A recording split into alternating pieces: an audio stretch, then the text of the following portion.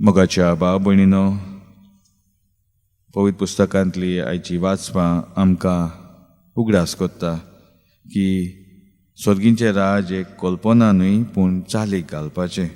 आनी आमी हें पळयता जेन्ना जेजू शुभ वर्तमान परगट्टा लोकांक की स्वर्गींचें राज लागीं पावलां.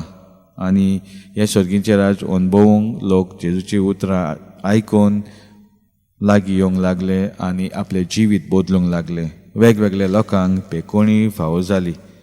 तर आमी जेन्ना जियेता आसतना हे संवसारान आमकांय हेंच आव्हान, स्वर्गींचें राज लागीं पावलां तें आमी आमचे चालीक घालूंक.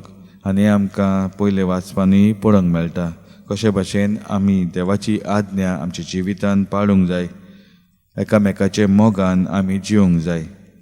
पूण जेन्ना आमी जियेता आसतना आमकां कळीत जाता खुबशे फावटी अवघड जाता.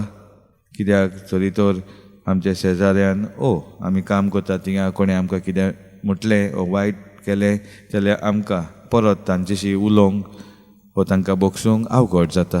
पूण जेजू आमकां दाखयता आपल्या आख्ख्या जिवितान कशे भाशेन ताणें सगल्यांचो मोग केलो, सगल्यांक एक धरूंक एक फामील कशी धरूंक तो वावुरलो.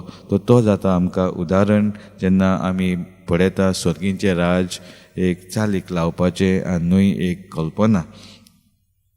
कित्याक तशेंच पयले वाचपान आमकां उगडास कोत्ता क्रिस्त विरोधी येतोले आनी आमचे मदें अशें घडटा. केन्ना केन्ना आमी चिंतता हांव कितें कोत्ता तें सारकें, पूण हांव कितें कोत्ता तें देवाक जाय तें हांव कोत्ता तें आमी पळोवंक जाय. तो बारीकसायेन तपासणी करून आमी मागीरूच तें चालीक लावंक जाय. आनी हेंच आमकां पयले वाचप उस्कायता आसतना जेजू आमकां हेंच करूंक आमच्या जिवितान ताचो आदार मेळूं.